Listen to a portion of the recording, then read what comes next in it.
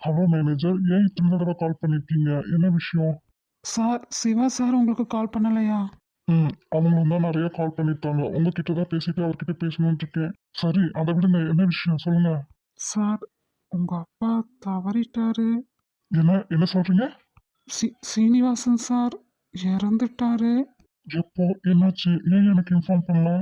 Sir நான் இந்த 2 3 நாளைக்கு முன்னாடி இருந்தே நான் நிறைய தடவை உங்களுக்கு கால் பண்ணேன் சார். ஓ.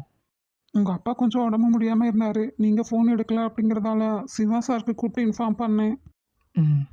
அவர் வந்து 2 days இருந்து பார்த்துக்கிட்டாருங்க சார். இருந்தாலும் சரியா அவர் ட்ரீட்மெண்ட் பார்க்கலையா?